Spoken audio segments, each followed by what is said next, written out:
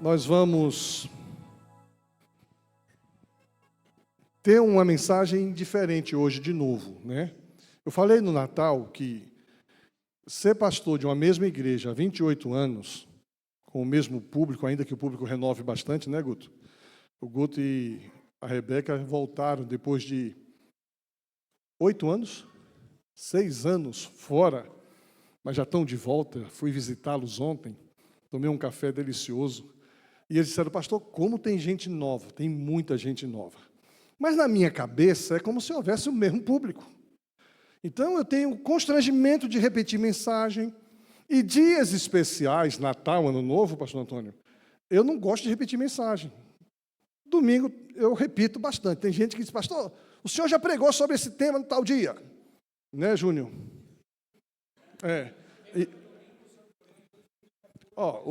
O tema de domingo que eu preguei, ele disse que eu preguei em 2016. Era a meta para 17. E era o mesmo sermão? Quase. Está vendo? Então, hoje eu pensei, que tipo de sermão a gente pode fazer? Então, eu primeiro vou pregar em um texto que eu nunca preguei, Júnior. Pode olhar na sua Bíblia que eu nunca preguei nesse texto. Pega lá e confira. Virando o ano com gratidão e confiança. É o nosso tema hoje.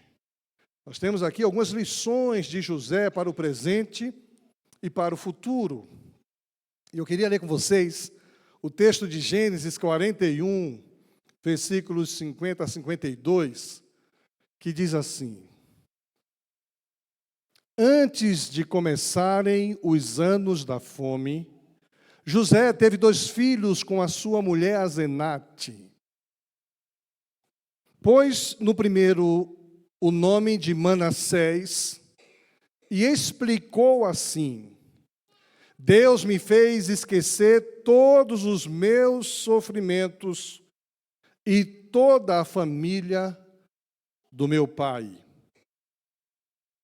No segundo filho, pôs o nome de Efraim e disse: Deus me deu filhos no país onde tenho sofrido.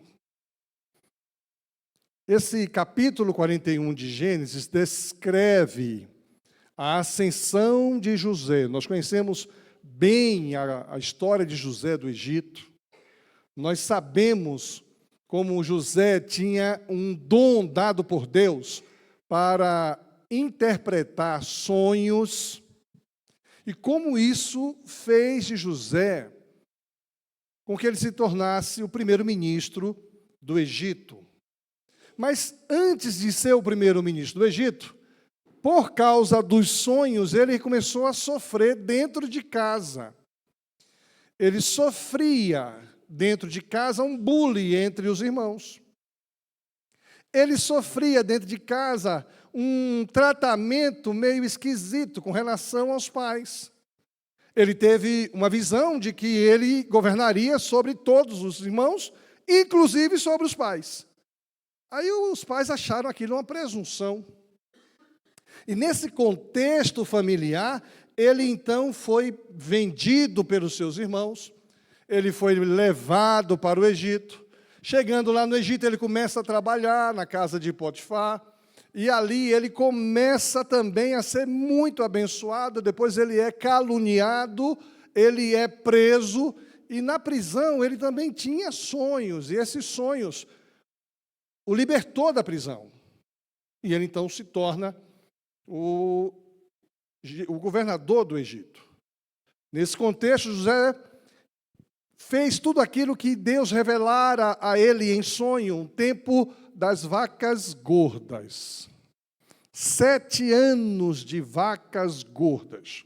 7 anos em que a agricultura iria produzir, em que o Egito deveria fazer celeiros, construir celeiros e acumular, e isso aconteceu. E aí, nesse contexto, é que vem o texto que nós lemos.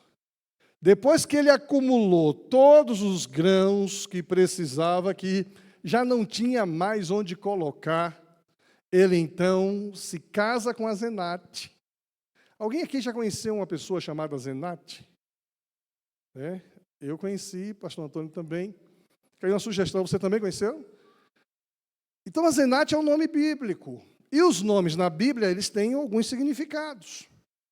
Ele se casa com Azenate e tem 2 filhos, e aos filhos ele coloca exatamente os nomes que representam alguma coisa muito profunda para a vida deles.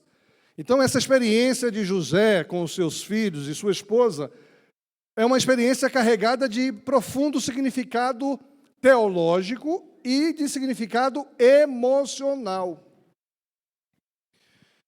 E na virada do ano, entre memórias e expectativas, no fim do ano, a gente tem uma tendência de revistar o nosso passado. Ontem, por exemplo, eu revistei as viradas de ano dos últimos 5 anos. E teve alguns destes 5 anos que eu revistei o meu passado, que foram anos muito difíceis para mim, muito complicados, muito dolorido, duro. Então, a gente, nessa expectativa de ano novo, a gente olha para trás, tentando fazer aqui um balanço, mas nós também olhamos para frente, projetando o futuro. Eu, por exemplo, comecei já a andar dentro da lei. Esse ano, 2025, eu não quero tomar nenhuma multa. Por quê? Eu tomei algumas multas em 2024. Então, estou virando um ano quebrado, financeiramente falando, e eu não posso tomar multa. Porque quem começa o ano com crise, com a situação financeira desajustada, tem que cortar algumas coisas. Então, já estou dirigindo assim, já estou botando aquelas músicas que eu gosto. Porque aí eu estou curtindo dirigir. Entendeu? Aí eu estou curtindo, pastor Antônio, curtindo dirigir agora, ouvindo aquelas músicas gostosas. Hoje eu fui lá não sei aonde, no fim do mundo, fui devagarinho ali, 60, 70, porque a linha verde só permite no máximo 70. Porque eu decidi que 2025 eu não quero tomar multa. E o pior de tudo é que o carro está em nome da igreja. Quando o carro estava em meu nome era melhor, porque a multa não era dobrada. Agora o carro está em nome da igreja. Chega uma multa em nome da igreja. Que igreja é essa que vive tomando multa? É constrangedor, Cristian. Aí depois, além disso, eu me esqueço de identificar o condutor. Aí dobra a multa. Agora, talvez os seus planejamentos para 2025 sejam diferentes do meu. Talvez você tenha algo mais sério do que isso para poder se planejar e se organizar. Mas assim como José, nós somos chamados a olhar para trás com gratidão e olharmos para frente com confiança. E quando nós olhamos para o texto que lemos, é importante fazer alguns destaques no texto. O primeiro destaque é que Deus me fez esquecer. No texto que lemos. Aqui José reconhece que foi Deus quem o ajudou a superar o trauma do seu sofrimento, incluindo a traição dos seus irmãos, a separação da sua família. E a palavra esquecer aqui no texto não implica em uma amnésia literal, mas sim em uma libertação emocional e espiritual do peso do seu passado. E talvez hoje você esteja aqui na igreja, na casa de Deus, ou nos acompanhando, e você olha para o passado, olha para esse ano de 2024, e tem algo que está pesando em você. Tem algo que te faz sofrer. Tem algo que machuca você. E você precisa se libertar do trauma de coisas que não foram do jeito que você gostaria em 2024. Outro destaque no texto, quando ele diz, fala do todo o meu trabalho. Todo o meu trabalho refere-se ao sofrimento e às dificuldades que José enfrentou desde o momento em que foi vendido como escravo até a sua prisão injusta. Trabalhou muito, abençoou a quem ele trabalhava muito e foi injustamente acusado.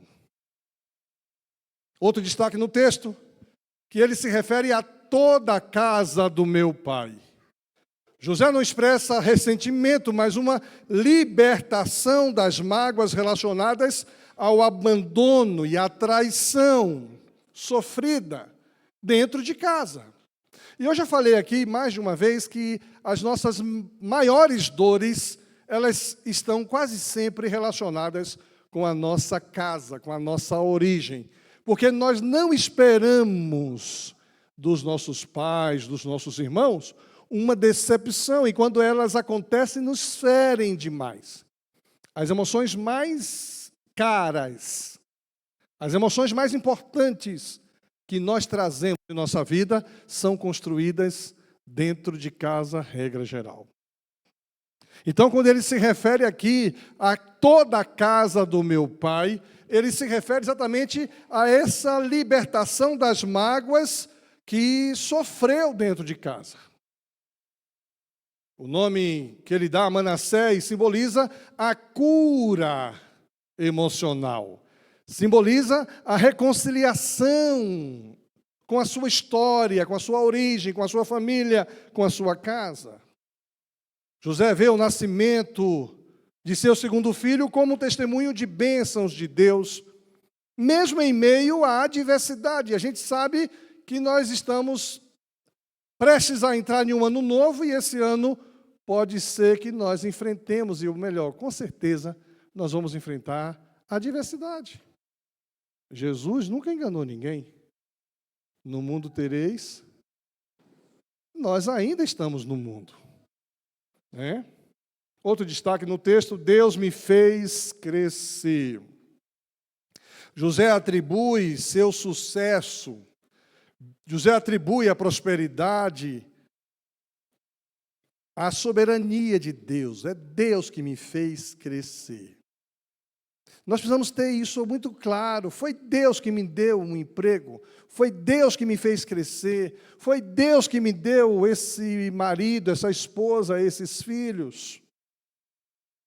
Apesar de estar em um contexto estrangeiro, apesar de estar em um contexto de sofrimento, ele reconhece a provisão divina. Foi Deus que me deu. E o último destaque que faço, a expressão na terra da minha aflição. Essa expressão destaca o contraste entre o sofrimento passado e a prosperidade presente. O Egito, que inicialmente foi um lugar de escravidão e prisão para José, torna-se o lugar onde Deus o faz prosperar. A sabedoria de José, ao nomear os seus filhos, revela lições para a nossa vida. E o desafio hoje é que você aprenda alguma coisa diferente à luz dessa nomeação que José dá aos seus filhos. Na virada de um ano, estamos em um ponto de reflexão entre o passado e o futuro. Em um momento em que a gente olha para a história de José, uma história de vitória no Egito. Ele, então, usa o nome que dá aos seus filhos para expressar lições profundas de gratidão e de confiança. Assim como José, podemos aprender a celebrar as bênçãos do passado e confiar no propósito de Deus para o futuro. O que podemos aprender com a atitude de José ao atravessarmos a fronteira que estamos prestes a atravessar 2024 para 2025? Primeiro, precisamos entender que existe uma história por trás do seu nome. Por trás dos nomes existe uma história. O fim de um ano é uma oportunidade para refletir sobre o que passou e a projetar também o futuro. José, ao nomear seus filhos, nos ensina lições preciosas de gratidão e confiança, mesmo em meio à adversidade. Os nomes dos filhos de José, Manassés e Efraim, revelam profundas lições sobre superação, superando dores. Também nos indica uma lição de conquista, de prosperidade em meio aos desafios. Eu cheguei para meu pai hoje à tarde, liguei para ele e disse assim: pai, o que o senhor tinha em mente quando o senhor colocou o meu nome? E eu sabia que tinha sido meu pai. Podia ter sido a minha mãe. Mas o nome Ilquias é um nome difícil de encontrar na Bíblia. Palavras de Jeremias, filho de Ilquias. Falei, mas pai, o que o senhor tinha em mente quando deu o meu nome? Eu tinha em mente aquela coisa boa que aconteceu na nação de Israel, quando o livro da lei foi achado. Ilquias achou o livro da lei, aí botou o nome Ilquias. Livro da lei é a Bíblia, é a palavra de Deus. Vocês que me conhecem há mais tempo sabem que eu nunca quis ser pastor quando eu era mais jovem. Mas o homem botou o nome de porção de Deus. E a intencionalidade dele ao botar esse nome era porque o sacerdote Ilquias achou o livro da lei e promoveu no coração do povo uma reforma religiosa na época do rei Josias. Aí Deus usa esse negócio da mente do pai, Deus usa esse negócio, o nome do cara, e Deus produz experiências na minha vida. Olha onde eu estou. Servindo a Deus através da palavra de Deus. Aí eu perguntei para ele, e Manassés? O meu irmão mais velho chama-se Manassés. Por que o senhor botou o nome de Manassés? Quando alguém ouve Manassés, se lembra daquele pior rei de Israel. O pior rei de Israel foi Manassés. E toda vez que a gente fala, eu tenho um irmão chamado Manassés, isso, aquele pior rei de Israel, eu falei, não, mas o Manassés, que motivou meu pai a colocar o nome, não foi o rei, foi o filho de José. Agora, pouco aparece esse Manassés, filho de José, na Bíblia. Poucas vezes aparece, mas há uma história por trás dos nomes. José não apagou suas memórias, mas superou seus traumas, superou seus sofrimentos. Isso representa cura, libertação emocional, mostrando que Deus transforma feridas em testemunho. Deus transforma aquilo que parece ser algo ruim em algo bom. Às vezes nós somos surpreendidos com uma notícia, com um contexto, com alguma coisa. E aí a gente fica assim, depois Deus vem com a sua graça e transforma esse cenário. E a gente vai entender que todas as coisas cooperam para o bem daqueles que amam a Deus. O nome Manassés vem do verbo hebraico nachá, que significa esquecer ou fazer esquecer. José interpreta o nascimento do seu primeiro filho como sendo uma obra divina que trouxe alívio às suas dores passadas. Manassés, Deus me fez esquecer. Não é aqui uma amnésia, mas é uma superação. Não é esquecer porque eu estou constrangido, não é esquecer porque eu não quero mais me lembrar, não é esquecer porque isso, toda vez que me lembro, me faz sofrer. É esquecer porque eu superei. E eu me lembro que quando criança eu era um filho muito cheio de energia, cheio de saúde. E filho cheio de energia e saúde, corre, pula, apronta. Quem teve filho sabe disso.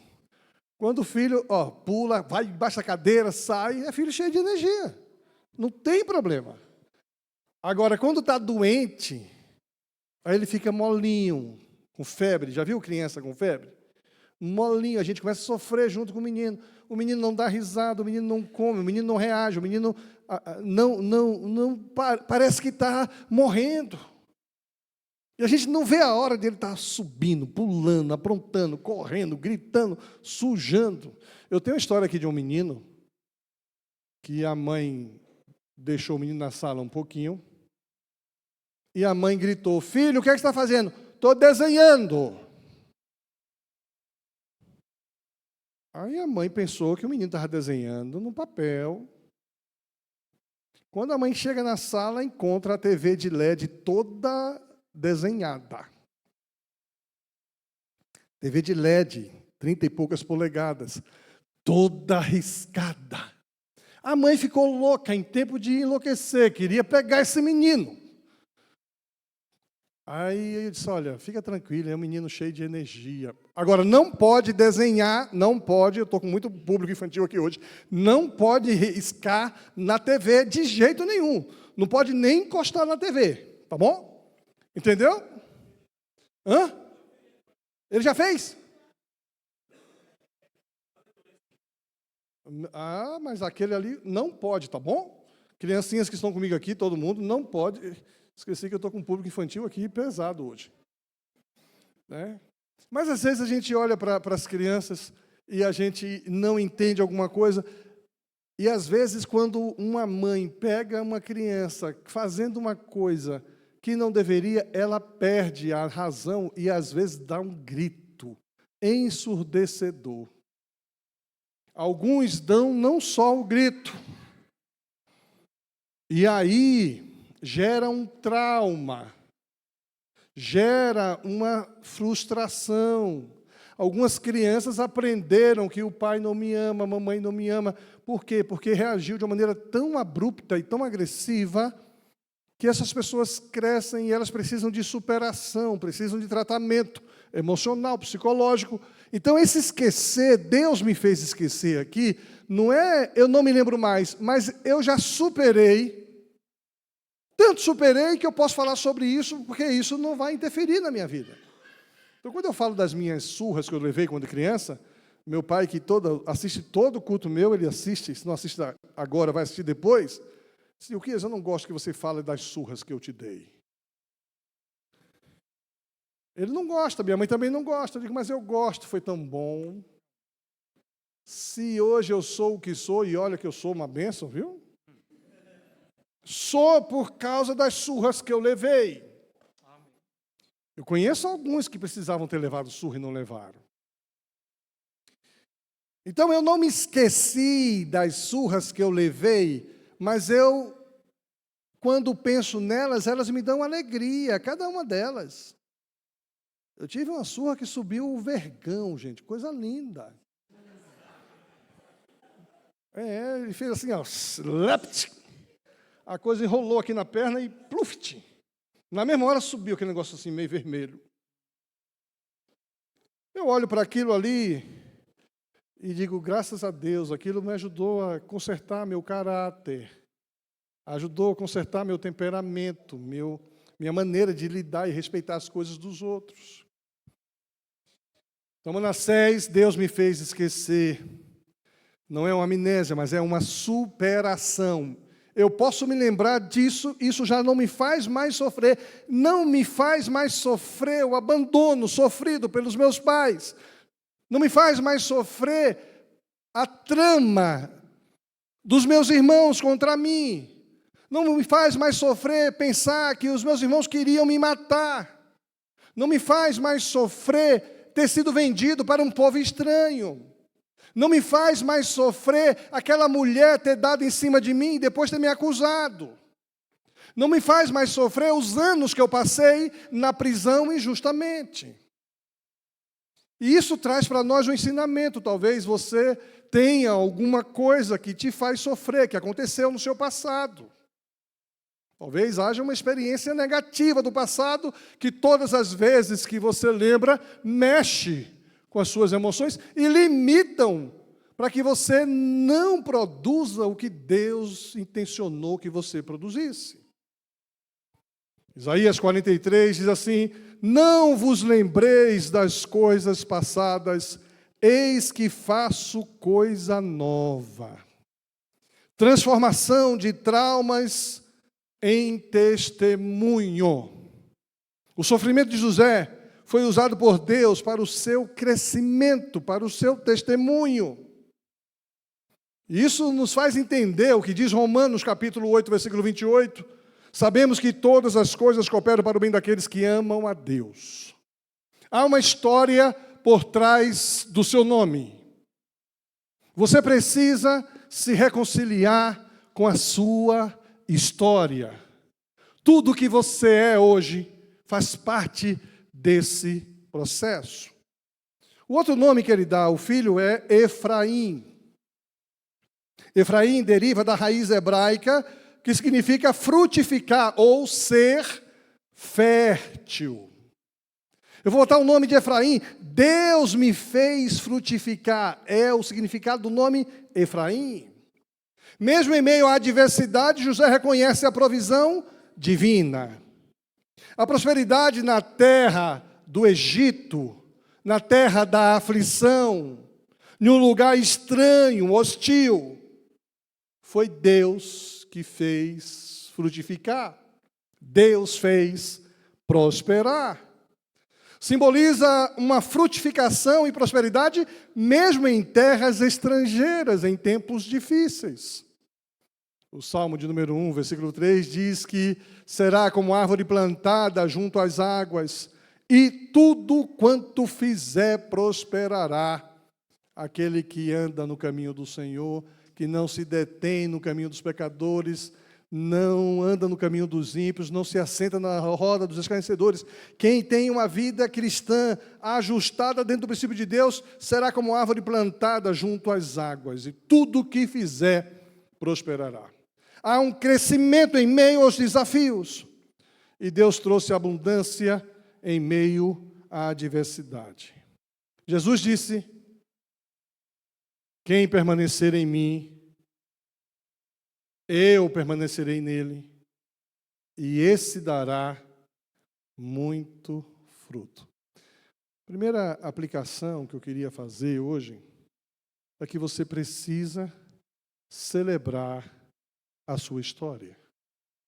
Você precisa reconhecer o que Deus faz na sua história. Mariana está ali atrás. Mariana, pega o bebê ali, por favor. Pega lá o bebê. Pega o bebê. Pega o seu bebê. Pega o seu bebê e vem aqui. Veja bem, gente. Quantos anos, Ivan? Não, Ivan. O bebê. 2 anos, gente.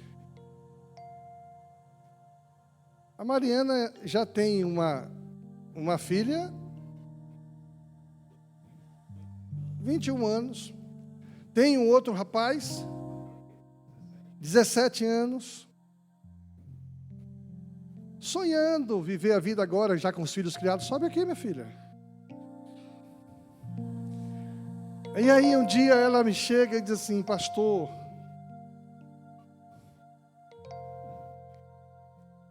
eu estou grávida. Oi, fofura. Era para ser uma festa a gravidez. Mas para quem já está com 2 filhos criados, passar por tudo de novo, ia ser um desafio. Aí quando ela disse: pastor, eu estou grávida, eu fiz uma maior festa. Ela disse: pastor, nessa altura do campeonato. Foi isso ou não foi? Eu disse: se alegre, minha filha. Os filhos são bênção de Deus. 3 anos atrás, hoje, como é o nome dela? Rebeca. Rebeca, coisa linda. Quantos anos você tem, Rebeca? 2? Aí um dia ela chegou aqui, a Rebequinha correndo, cheia de saúde. Eu falei: você me dá a Rebeca para mim? De jeito nenhum. A história por trás do seu nome. E olha que nome que ela deu para a filhinha dela. Rebeca. Aqui na nossa igreja nós temos algumas Rebecas. Quem foi Rebeca? Qual o significado desse nome? Bênção de Deus. Pode sentar. Eu fiz isso para mostrar que talvez tenha algo na sua história, na sua família, que parece que faz você sofrer. É algo que foi uma notícia que pegou você de assalto, uma notícia que pegou você de surpresa. Algo que não foi legal. Mas se você confiar no Senhor, o Senhor transforma essas coisas em um motivo de testemunho, em bênção. Gostaria que todos hoje aqui pudessem ter uma reconciliação com a história por trás do seu nome. Ainda que tenha algumas dores. Segunda lição que a gente aprende: a fidelidade de Deus precisa ser celebrada. Celebre a história por trás do seu nome. Segunda lição que a gente aprende: precisamos aprender que a gratidão, ela é transformadora. Tem muita gente que não tem sua vida transformada porque não tem um coração grato. Eu conheço algumas pessoas amarguradas. As pessoas amarguradas, elas celebram o sofrimento. As lágrimas são o alimento dessas pessoas, de dia e de noite, já dizia inclusive o salmista. José poderia ter escolhido nomes que relembrassem tragédias, mas optou por celebrar fidelidade. Ele transformou suas cicatrizes negativas em louvores. E vocês que me conhecem há muito tempo sabem que eu tenho uma cicatriz enorme aqui na barriga. Ela abre aqui e vem até aqui embaixo. E tem um queloide. Queloide é muito comum para pessoas dessa pigmentação marrom provocante. É muito comum ter um queloide. E quando eu estava ainda me recuperando da cirurgia, o meu oncologista olhou e passou e disse: isso aqui é um queloide, isso aqui vai ficar para sempre. Mas se o senhor quiser, a gente faz uma cirurgia plástica e tira. Falei: não, doutor. Isso aqui é uma marca, é uma cicatriz da graça de Jesus na minha vida. Porque eu fui curado de um câncer. Deus usou o Senhor, usou as suas mãos para me curar de um câncer. E eu não posso nunca esquecer de que eu fui curado de um câncer.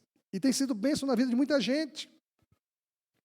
Porque Deus é fiel em transformar cicatrizes em louvores. Por isso o desafio dessa noite é você ter um coração agradecido. É você ser grato a Deus. A gratidão, ela liberta. Manassés significa exatamente isso, que as cicatrizes de José foram transformadas em testemunho. A gratidão nos ajuda a superar mágoas. A gratidão nos leva a celebrar o cuidado de Deus. Filipenses 4:6, o apóstolo Paulo diz assim: sejam conhecidas diante de Deus as vossas petições com ações de graças. Tem muita gente que não consegue ter uma resposta de oração, uma oração respondida, porque não consegue ser grato a Deus. Gratidão liberta. Há uma libertação emocional pelo poder de Deus. A gratidão nos desvencilha da amargura. A gratidão, ela impede que nós nos alimentemos do ressentimento. E tem muita gente ressentida. Uma palavra que ouviu há algum tempo atrás, essa palavra é nutrida até hoje.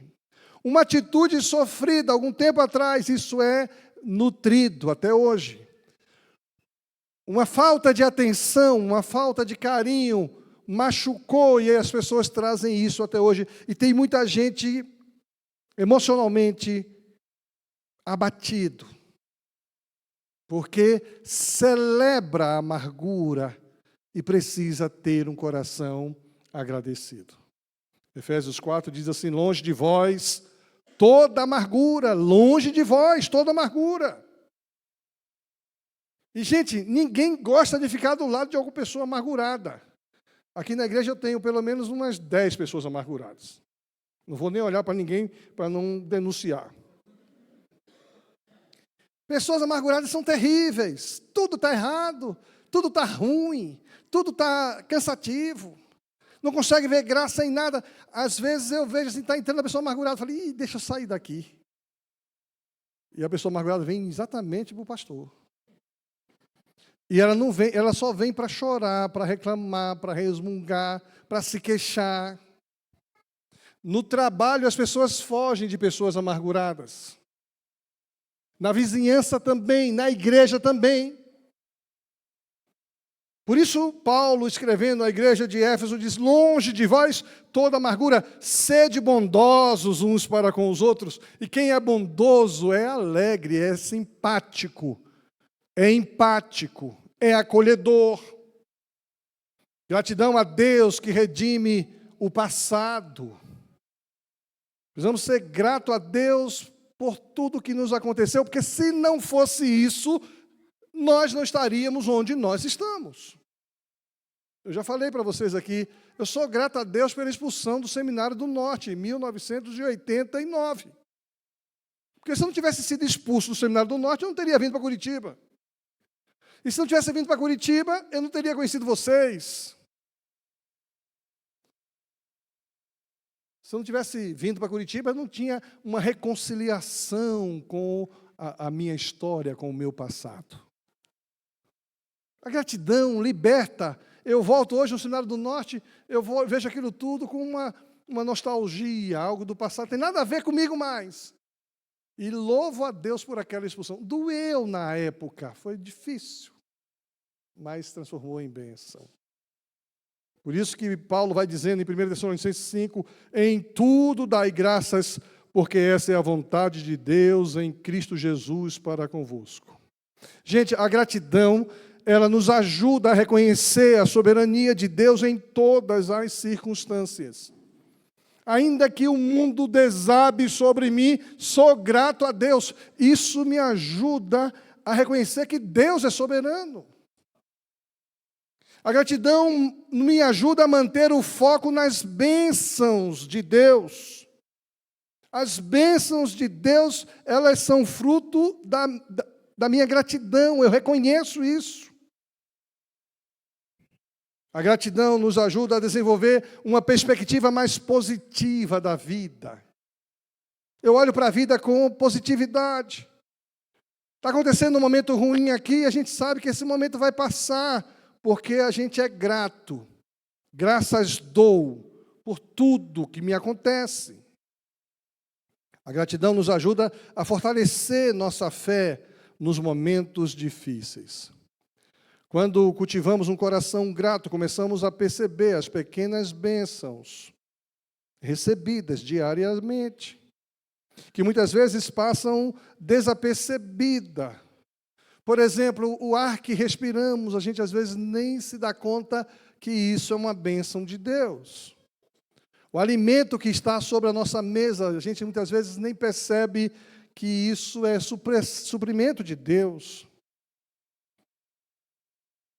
O braço funcionando bem, a perna, os olhos, a cabeça, a memória, bênção. Um abraço que a gente recebe de alguém que nos quer bem, isso tudo favorece que nós tenhamos gratidão a Deus. Às vezes nós olhamos para trás e olhamos algo negativo na nossa vida e a gente pensa o quê?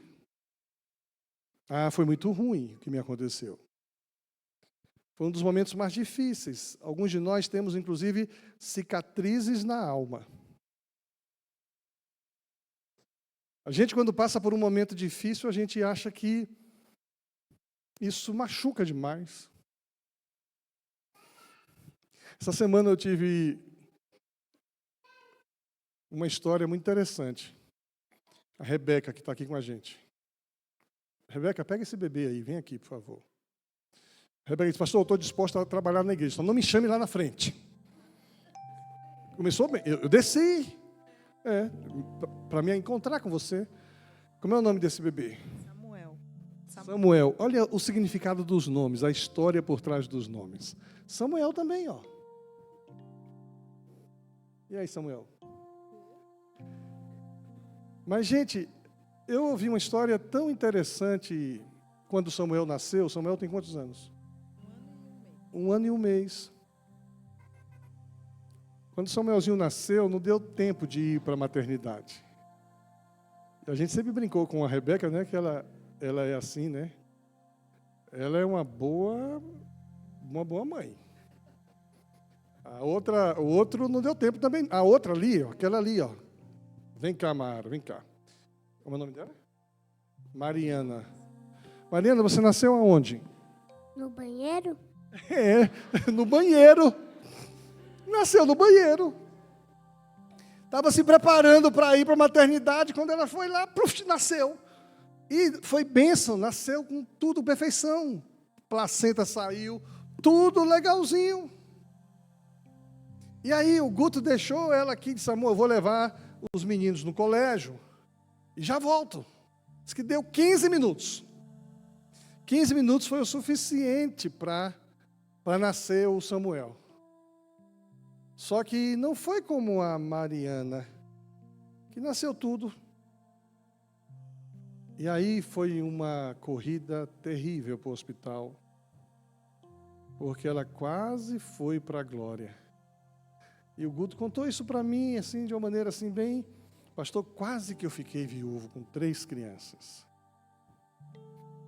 Eu penso que isso trouxe algumas cicatrizes na vida de vocês, mas traz também um sentimento de gratidão.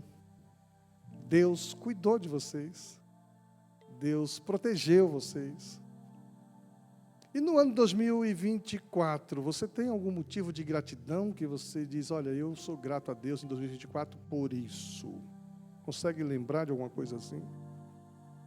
Cuidado de Deus com a nossa família, porque a gente viveu outros momentos também difíceis, de se sentir fraca e conseguir buscar essa força em Deus e sentir essa fidelidade de Deus comigo e com a nossa família, porque tudo que eu queria era ter força para cuidar deles. E por conta da perda e tudo de sangue e ferro, então fiquei muito fraca. Mas senti essa fidelidade e o cuidado de Deus. Então acho que essa é a maior gratidão. De hoje poder ter saúde e a gente estar junto. Né? É, gratidão. Eu queria convidar mais 2 pessoas, pode sentar, obrigado. 2 pessoas que queiram compartilhar um motivo de gratidão de 2024. Nós estamos aprendendo que devemos ser gratos a Deus. Pelo que você é grato a Deus em 2024? Vem aqui, 2 pessoas rapidinho. Não demore, senão eu vou chamar aqui, viu? Quem é que quer vir? Leila, vem cá, Leila, você. Eu falei. Já outra pessoa vem aqui rapidinho. Um motivo de gratidão em 2024. Pelo que você é grato a Deus. Léo está querendo vir também, né, Léo? Estou vindo aí já. Ah, que você está com a garganta ruim. A Ana fala por você. Então vem cá. Leila, você é grata pelo que em 2024? Pelo sustento de Deus na nossa família. E eu sou grata pela essa igreja, que veio num momento importante, especial. A gente estava precisando de um renovo e está sendo um momento bem especial. Porque com tudo que nós estamos passando esse ano, enquanto família, a igreja tem sido o nosso suporte. Amém. Legal, eu sabia disso. Ela tem estado conosco nesse ano de 2024 e toda vez que, quase sempre, diz, pastor, eu sou tão grato a Deus por essa igreja, a bênção que essa igreja tem sido na minha vida, na vida do pastor Claudinei, e tem sido bênção ter vocês aqui com a gente também. Ana, pelo que o Léo que gostaria que você falasse? Então, nós estamos aqui nessa igreja há 32 anos, e a gente tem muita bênção que Deus tem dado a nós. Mas esse ano, a nossa filha mais jovem também, como a Mariane, eu tive uma gravidez de risco. Eu adotei uma filha e daí, depois de 7 anos de adotar esta filha, eu tive a bênção de ter a Nathalie. E a Nathalie esse ano se formou médica, já está atuando. E o bebezinho dela, a nossa querida Débora, vai nascer do dia 6 até o dia 14 agora de janeiro. Então, a gente teve perdas esse ano bem significativas, problemas muito significativos, o pastor sabe, né? Acompanhou a gente, mas a gente teve muitas bênçãos também, muitas bênçãos. E agradeci a Deus, né? O Léo também é uma pessoa curada 2 vezes de câncer, um câncer de intestino e um linfoma. E essa igreja esteve em oração por ele em todo o tempo, né, que nós estamos aqui. Então, eu tenho muito que agradecer a Deus e aos irmãos, né, muitos que nem estão mais aqui, né, uns já foram para a glória, outros estão esparramados pelo Brasil, pelo mundo, né, mas eu sou muito grata, e o Léo também, por Deus, por Jesus ter nos acolhido, ter tocado, né, o Espírito Santo tocado no nosso coração, e dado a graça, né, de conhecer Jesus. E é esse pastor também, que quando eu estava grávida da Nata, ele dava carona, que ele vinha ali em cima, eu dei carona algumas vezes para o pastor, né, pastor? Que coisa linda, tá vendo? Você tem, obrigado, Ana. Qual o motivo de gratidão que você tem? Se eu pedisse para você expressar uma gratidão a Deus nesse momento, você agradeceria a Deus pelo quê? Na verdade, eu vou pedir você, pastor Antônio, que venha fazer uma oração de gratidão. Vem cá. Eu tenho um motivo de gratidão muito forte no meu coração pelo ano 2024. E eu queria que você se colocasse em pé onde você está, mas assim, mentalizando. Eu sou grato a Deus por isso. Sou grato a Deus pelo ano 2024, porque Deus me abençoou com isso, isso e isso. E nós vamos oferecer a Deus a nossa gratidão de maneira expressada em oração. Recebe, ó Deus, a nossa gratidão, aquilo que cada um dos teus filhos e filhas nesse momento colocam, ó Pai, diante de Ti. Com certeza, se cada um tivesse a oportunidade, poderíamos enumerar tantas bênçãos. Bênçãos que podem ser contabilizadas, mensuradas, mas tantas outras, ó Pai, que não temos como medir, porque a Tua boa mão, ó Pai, nos trouxe até aqui, o Senhor nos sustentou, o Senhor nos fortaleceu, nos dias difíceis, nos dias mais tensos, com certeza, ó Pai, a Tua graça nos alcançou. Obrigado pelas vitórias, obrigado porque o Senhor, ó Deus, concedeu aos Teus filhos, a Igreja Batista Lindóia, com certeza muitas alegrias, pessoas que foram batizadas, famílias que foram recepcionadas, integradas, ó Deus, aqui. Nós Te louvamos, ó Deus, porque a obra tem sido realizada com tanto carinho, com tanto esmero, com tanta responsabilidade. Nós Te louvamos, ó Deus, e agradecemos. Recebe, Pai, a nossa gratidão, o nosso louvor, a nossa adoração por cada vida e cada família aqui representada. Te agradecemos, ó Deus, pela liderança desta igreja, pela vida do pastor Ilquias, da Fátima. Pai, que o Senhor continue os abençoando, renovando, ó Deus, as forças, dando energia. Como ele disse no início, ó Pai, até mesmo criatividade, porque há tantos anos pregando para este mesmo público, e o Senhor continua, Deus, falando. Nós Te louvamos e agradecemos pela palavra que recebemos nessa noite. Que possamos, ó Deus, guardar no coração aquilo que vivemos, aquilo que marcou nossa história, assim como aprendemos, Pai, que as cicatrizes sejam transformadas em testemunho e o Teu nome seja exaltado e glorificado. Continua conosco, abençoa-nos, ó Pai, para que o ano de 2025 seja repleto, ó Deus, da Tua graça, da Tua presença abundante nas nossas vidas. Em nome de Jesus. Amém. Amém. Celebre sua história com gratidão. Enxergue as cicatrizes de 2024 com gratidão. Terceiro lugar, a gente aprende com José, aprendemos que a confiança, ela dá frutos. A confiança em Deus frutifica. A confiança que frutifica, essa é a mensagem que José passa quando dá o nome de Efraim para o seu segundo filho. Deus pode nos fazer crescer em qualquer circunstância, ainda que pareça algo incomum. Assim como José, podemos florescer aonde nós estamos plantados. Toda vez que eu uso essa frase, eu me lembro de uma história de um rapaz que veio para Curitiba, e esse camarada chegou aqui, Ele foi obrigado a vir para cá porque ele morava em um outro estado e lá ele acabou se separando da sua esposa, filhinho pequeno, e ele veio para cá e aqui ele tentou se dinamizar em nosso meio, mas o coração dele estava lá no estado de onde ele veio. O que ele gostaria é de reconciliar-se com a sua esposa.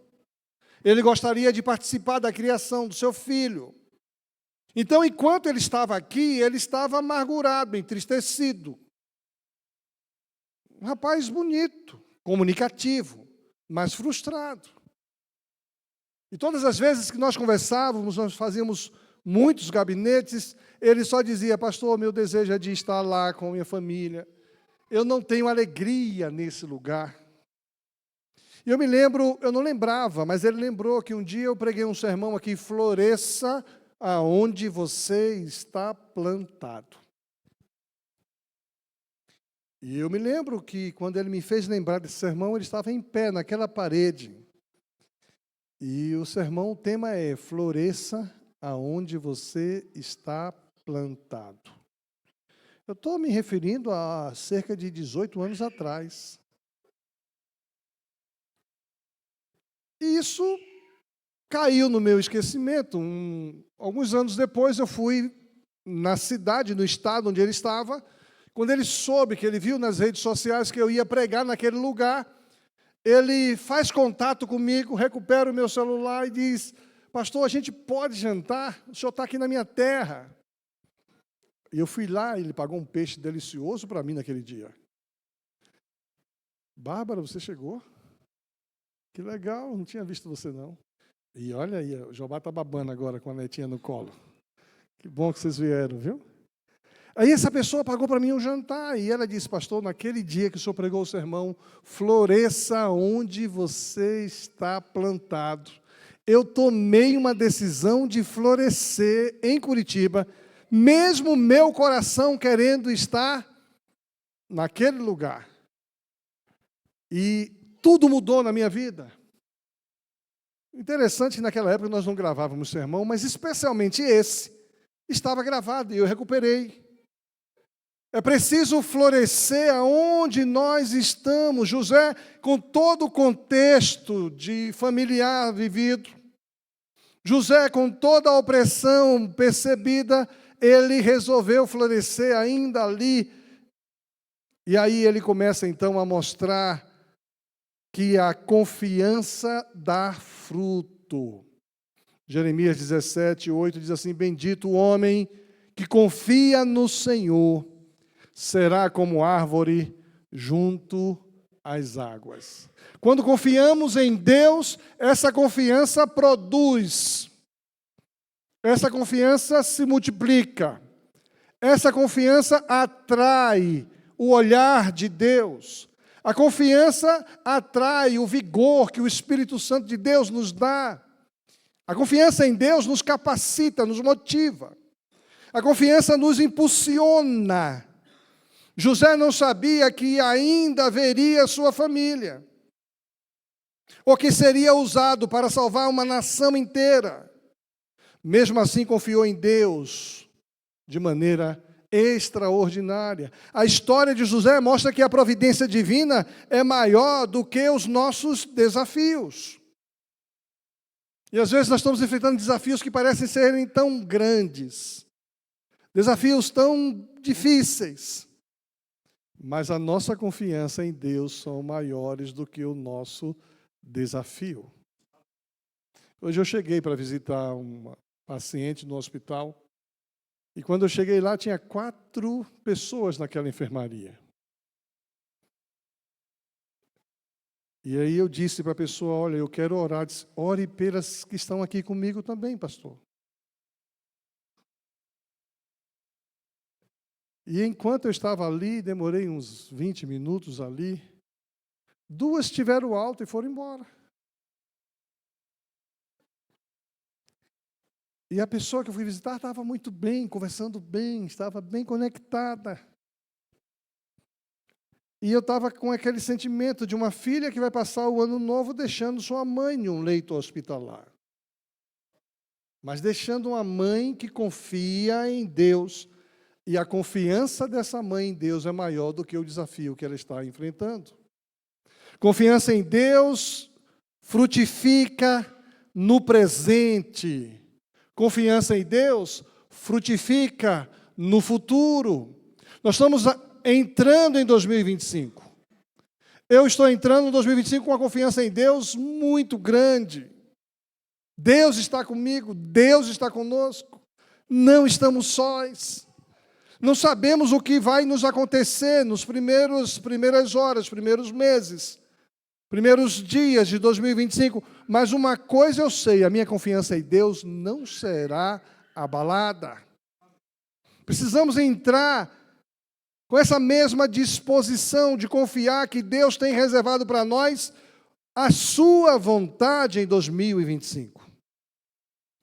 Mesmo sem conhecer os detalhes, eu não conheço. José não sabia o que ia acontecer. Ele fez o trabalho dele, acumulou nos celeiros, teve um filho, botou o nome Manassés. Teve outro filho, botou o nome Efraim, porque a confiança em Deus é grande. Ele não sabia que por mais 7 anos, ele sabia, porque ele confiava no sonho, mas ele não sabia que ia salvar toda a nação de Israel. A confiança atrai o propósito de Deus para a nossa vida. Quando confiamos em Deus, nós atraímos a atenção de Deus e Ele cumpre o seu propósito em nossas vidas. Ainda que a gente não veja o quadro completo, confiar em Deus nos dá força para continuar. Eu sempre que pesquei, nunca peguei nada. Eu sou um pescador muito ruim. Mas ultimamente fui para 2 pescarias, me animei. E aí, depois que eu fui para uma pescaria, voltei, aí o pessoal que pesca começou a se chegar perto de mim, porque agora eu estou com a unção de Jesus, porque Pedro não pegou nada, Jesus mandou eu jogar rede. Aí eu voltei da primeira pescaria, aí teve um, eu gosto de pescar. Eu falei, você vai comigo? Na próxima? Vou. Aí guardei o nome de um. Aí o outro, chama meu pai ama pescar. Aí eu chamei o pai do cara. Né? E aí eu vim para cá, Fátima está lá em Campo Grande, eu estou aqui sozinho, resolvi pescar agora no dia 26 de dezembro. Aí criei um grupo todo animado, grupo de pescador. Aí pensando que os caras iam pescar comigo, que nada, não foi. O Valdeir foi o único que foi. Aí chamei o gaúcho, o Mike amarelou, não quis ir, foi para pescar na praia, né? Estou sabendo. Chamei o Sidão foi pescar na praia também, me abandonou. Eu só sei que eu completei o carro e nós fomos pescar. E aí, gente, pescador tem que ter determinação e confiança. E eu comecei a pescar. Levei o Rogério disse, pastor, não vou pescar não, porque eu nunca peguei nada. Falei, vamos lá, Rogério, a gente bate papo. O primeiro que pegou foi o Rogério. Aí a gente pescou e tudo mais. Tem a imagem da minha pescaria aí? Tem que apagar a luz para o pessoal contar quantos peixes tem ali embaixo. Apaga a luz ali, só para vocês verem. Gente, tem 16 peixes ali. Aí quem limpou? O outro que era preocupado quem limpou. Né? Pagou o quê? Para limpar, nada. O cara limpou para mim de graça lá. Entendeu? Eu dei uma gorjetinha. Mas pescamos isso aqui. Chegou um momento na hora do almoço, gente, estava na hora de almoçar. Eu já tinha pegado, acho que uns 4 peixes. Aí eu disse assim, eu não vou almoçar enquanto não pegar mais um. E era 12:00. Só, pastor, vamos comer. E o almoço, você sabe o que é almoço, né? Pão com mortadela e queijo. Peixe não, porque está cru. Aí, pessoal, pastor, vem. Eu falei, vou não. Enquanto eu não pegar esse peixe, eu não vou almoçar. Aí, 12 horas, 12:30, 12:45, peguei. Aí fui almoçar. Quando chegou no final do dia, todo mundo já tinha saído. Falei, eu não vou sair enquanto não pegar mais um. Mas ninguém sabia disso. O último peixe da pescaria, quem pegou fui eu também. Mas por que eu estou falando de pescaria? Porque eu recebi hoje de um dos pescadores, o Valdeir, uma crônica interessante sobre pescaria. Dizem que antes de um rio entrar no mar, ele treme de medo. Olha para trás, para toda a jornada que percorreu, para os cumes e as montanhas, para o longo caminho sinuoso que trilhou através de florestas e povoados, e vê à sua frente o oceano tão vasto, que entra nele nada mais é do que o desaparecer, entrar naquele oceano. Desaparecer para sempre. Ninguém pode voltar depois que entra no oceano, segundo a crônica do rio. O rio que entra no oceano é impossível voltar. Na verdade, ele deixa de existir. O rio precisa se arriscar e entrar no oceano. Toda a água corre para o mar. Somente ao entrar no oceano, o medo irá desaparecer, porque apenas então o rio saberá que não se trata de desaparecer no oceano, mas de tornar-se oceano. Não podemos viver o que passou em 2024. Não tem mais volta. Daqui para frente nós vamos entrar em 2025.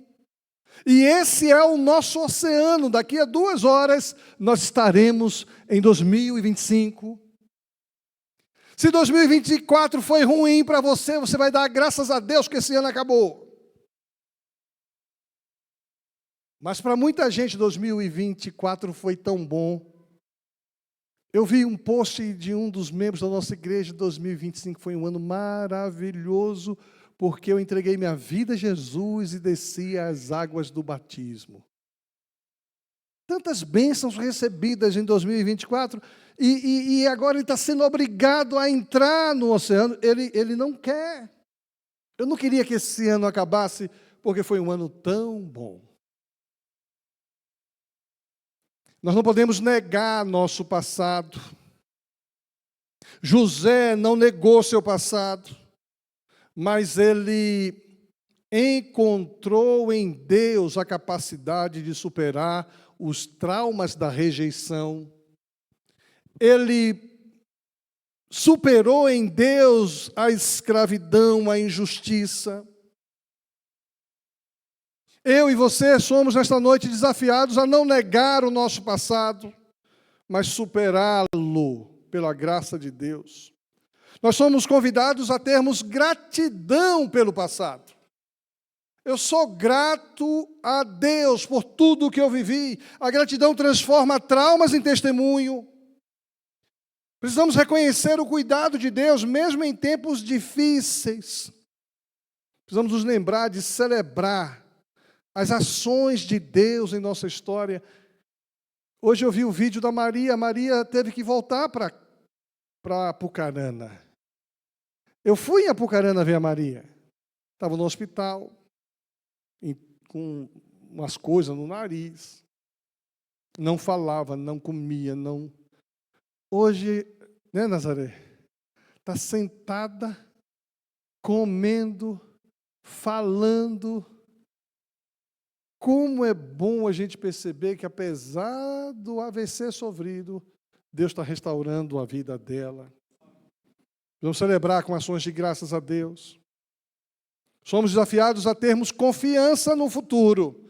2025 está se aproximando e nós confiamos em Deus e vamos entrar com fé. Não carregue o peso do passado, permita que Deus cure o seu passado. Podemos ter esperanças em Deus, que transforma a dor em crescimento. Confiança que Deus nos fará frutificar. Como diz uma promessa de Deus a nós, aquele que começou a boa obra em vós, há de completá-la. Nós estamos em obras. Planeje o próximo ano com a certeza de que Deus continua a agir. Deus continua a agir. Nós somos desafiados a frutificarmos não só do ponto de vista físico, não só do ponto de vista da saúde, não apenas do ponto de vista econômico, mas nós somos chamados a frutificar do ponto de vista espiritual. Domingo passado nós tivemos uma experiência muito bonita aqui na igreja, só fomos saber depois do culto. Domingo passado veio uma família que sentou ali atrás, terminou o culto. Uma pessoa que estava lá disse assim, tem uma missionária aqui que veste roupa de branco nos hospitais. Aí alguém disse, tem, é a Cris. Ela está aqui? Está. Aí levaram a Cris para conhecer, para ver essa pessoa, queria falar com a Cris. Essa pessoa estava hospitalizada no hospital aqui próximo. A Cris esteve lá orando com ela, falou de Jesus para ela. Disse que a igreja era aqui perto, convidou para fazer uma visita. A pessoa, depois de alguns meses, curada, veio fazer a visita. Trouxe o filho, trouxe a nora. Precisa ver a alegria deles depois do culto ali, batendo papo.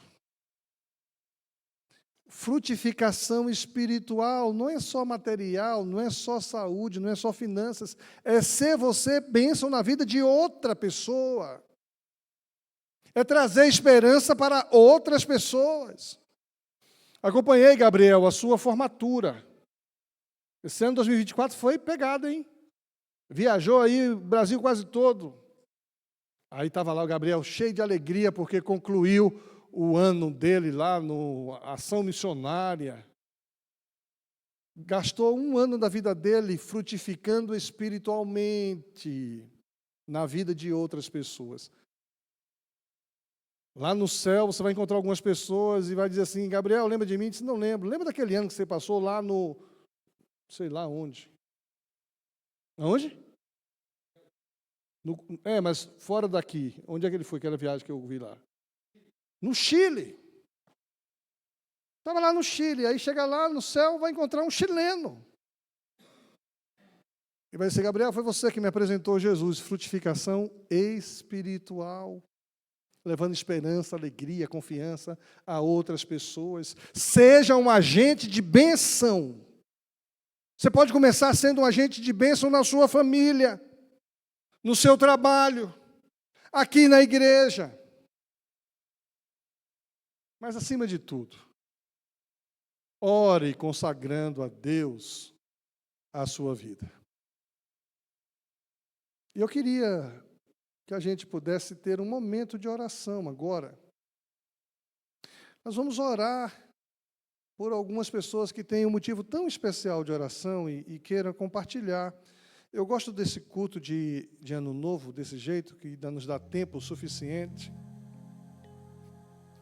Porque a gente interage, eu cito o nome das pessoas, eu brinco e tudo mais, mas eu quero orar por alguns motivos, assim, bem pessoais. Você tem um motivo de oração que você gostaria que eu orasse? Eu vou descer daqui a pouco e vou chamar você aqui e vou orar pelo seu motivo de oração.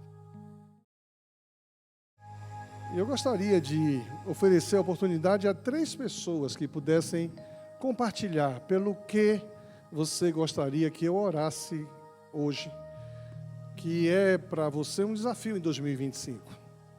Tem alguém que esteja à vontade para compartilhar pelo que você quer? Vem cá, filha. Vem cá.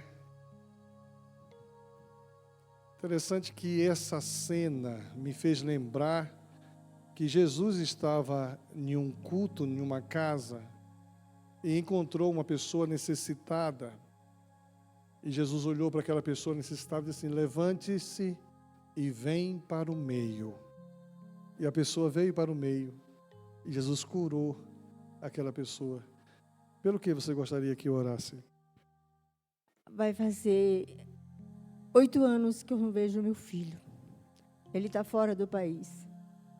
E eu creio que Deus me trouxe de Rondônia de volta para cá.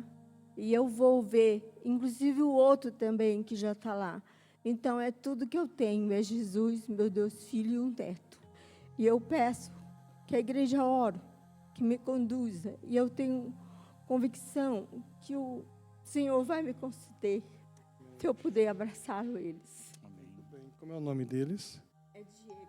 Diego e o Mateus e Diego. E o seu nome, que eu esqueci? E o meu neto, que tem 4 anos, que eu não conheço, eu sou Juscelina. Juscelina. Pai querido, aqui está a tua filha Juscelina, Senhor. O Senhor ouviu a necessidade da tua filha.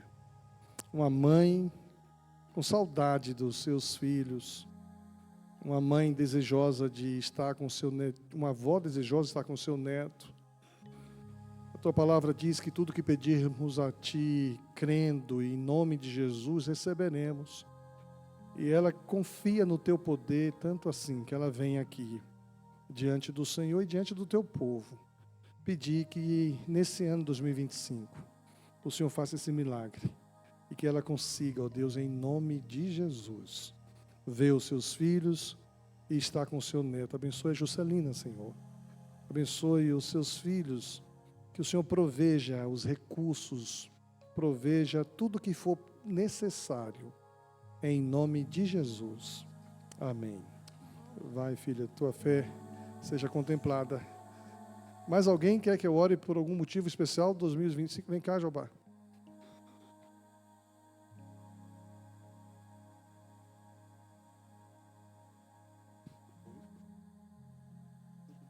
Luísa? Tudo bem, Luísa? Ela é tímida, que nem o vô. Tímida igual avô. Orar pela saúde da Helenita, né? Tem sentido muitas dores, que Deus esteja dando restauro e cura para ela. Vamos orar.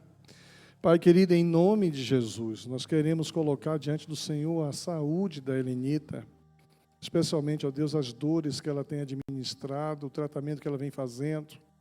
Nós cremos que o Senhor é um Deus de milagres, por isso nós te pedimos, em nome de Jesus, repreenda essas dores em nome de Jesus. Opera, Senhor, milagres, maravilhas na vida dela. Abençoe, ó Deus, o Jobá, toda a sua família, em nome de Jesus. Amém. Deus te abençoe, querido. Mais alguém quer apresentar o seu motivo de oração aqui? Eu falei 3, já viemos 2. Isso, vem cá. Você é a irmã do Claudinei. Simone. Isso. Pelo que você quer que eu ore? É um milagre muito grande que eu preciso que Deus dobre o coração da minha ex-nora, porque ela não permite que a gente tenha contato nenhum com as crianças. E eles moram em Piracicaba, bem longe daqui. Meu nome. Você é Alice.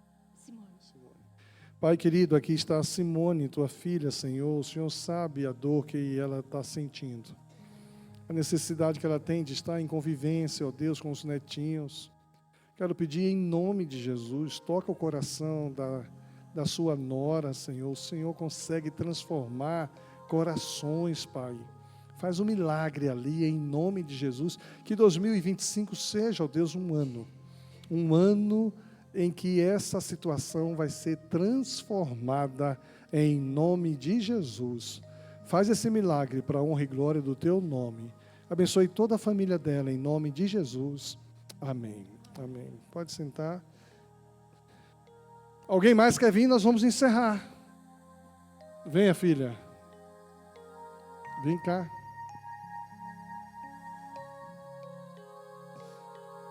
Seu nome? Diva. Diva. Isso. E eu tenho um testemunho muito grande para agradecer a Deus nesse ano, que a minha filha sofreu uma queimadura de 3º grau e os médicos já estavam desenganados ela foi curada para a honra e glória do Senhor Jesus Cristo. E a outra minha filha também ela teve um AVC e ela quase morreu. Ela tinha 70% só de chance de sobreviver e ela era para não falar, para não escutar, para não fazer nada, sabe? Ela era para andar na cadeira de roda e era assim, não ter assim, semblante assim para as pessoas, né? E graças a Deus, Jesus curou ela. E ela é uma grande bênção na obra do Senhor, trabalha na obra do Senhor. E graças a Deus que nossa, quem vê, né, Dalila, sabe que hoje ela é uma grande mulher, assim, sabe? E para quem via ela, que ela era para ser morta hoje. E eu quase perdi 2 filhas, né? E Deus restaurou minhas filhas. Eu perdi meu esposo, né, faz 4 meses, mas só que Deus restaurou a vida das minhas filhas. E eu estou aqui hoje para agradecer por todas as bênçãos, mesmo que esse ano para mim foi muito triste. Esse ano, assim, eu estava comentando com a minha irmã, esse ano foi o ano mais triste que eu já passei. Mas só que Deus me deu muita vitória também. A situação que eu também não tenho muita saúde. E Deus possa me cuidar também. A Diva faz 4 meses que perdeu o esposo. Mas ela está aqui para agradecer o que Deus fez na vida das suas filhas. Pai querido, recebe a gratidão do coração da Diva, em nome de Jesus. Obrigado pelos milagres que o Senhor realizou na vida das suas filhas. Muito obrigado, ó Deus, porque apesar das lutas que ela enfrentou em 2024, ela chega agora no último dia do ano, agradecendo ao Senhor. Mas ela está apresentando a vida dela, que o Senhor abençoe nesse ano 2025. Abençoe a saúde da tua filha, em nome de Jesus. Restaura a saúde dela, faz um milagre. O Senhor que tem poder de fazer novas todas as coisas. Restaura não só a saúde, mas a alegria, a fé, a esperança, a confiança. Contempla, ó Deus, a fé da tua filha, em nome de Jesus. Amém. Amém. Deus abençoe, querida. Talvez você não veio porque você não quer falar, né? Mas você tem um motivo de oração que você gostaria de entregar nas mãos de Deus? Eu queria convidar você a sair do seu lugar e vir para cá. Não vai falar, não. Mas a gente vai orar, pedindo que Deus contemple o seu motivo de oração para 2025. Eu tenho 2 motivos de oração. E eu estou aqui com essa confiança de que o Senhor está comigo. Então, se você quer, vem junto aqui comigo.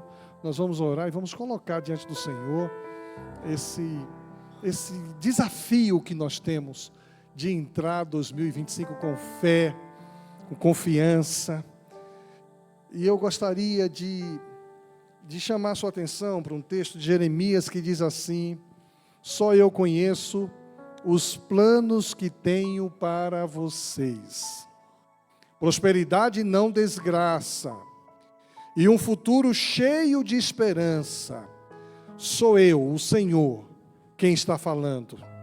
Então vocês vão me chamar e orar a mim, e eu responderei. Vocês vão me procurar e vão me achar, pois vão me procurar com todo o coração. Sim, eu afirmo que vocês me encontrarão. Pai querido, em nome de Jesus, aqui estamos nós, agradecidos por tudo que vivemos e fizemos em 2024. Estamos, ó Deus, a 2 horas do final deste ano. Muitas bênçãos recebidas, muitos milagres aconteceram em nossas vidas. Estamos agradecidos pelo teu cuidado, pelo teu suprimento, pela tua presença. Estamos entrando em 2025. Nós não sabemos o que nos espera, mas nós confiamos no teu poder. Confiamos que o Senhor está conosco. Confiamos, ó Deus, que o Senhor sabe aquilo que o nosso coração anseia, as preocupações, as ansiedades, as inseguranças, os desafios. Eu não sei a motivação que cada um tem ao deixar o seu lugar e vir para cá, mas o Senhor, que conhece todas as coisas, sabe.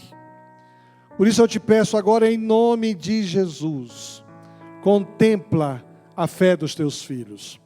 Quero te pedir em nome de Jesus que o Senhor vá na frente, que o Senhor vá abrindo as portas, pois as portas que o Senhor abre ninguém fecha. Que o Senhor vá direcionando, vá trabalhando, vá construindo, vai dando a cada um, ó Deus, a confiança de que não estamos sós, o Senhor está conosco. Quero pedir, Deus, que 2025 seja um ano abençoado pelo Senhor de maneira extraordinária. Que possamos, ó Deus, fechar 2025 reconhecendo as bênçãos materiais, relacionais, profissionais. Que a gente possa, ó Deus, reconhecer que o Senhor entrou em operação, restaurando relacionamentos, ó Deus, aproximando pessoas. Quero pedir que o Senhor derrame sobre nós bênçãos espirituais. Que o Senhor salve vidas, que o Senhor liberte vidas, que o Senhor transforme vidas. Quero pedir, Pai, em nome de Jesus, que o Senhor contemple a fé dos teus filhos e que ao voltar, ó Deus, para as suas casas, voltem com a confiança de que o Senhor está presente e que 2025 será assim, um ano novo, maravilhoso, com a presença poderosa do Senhor. Em nome de Jesus. Amém. Amém.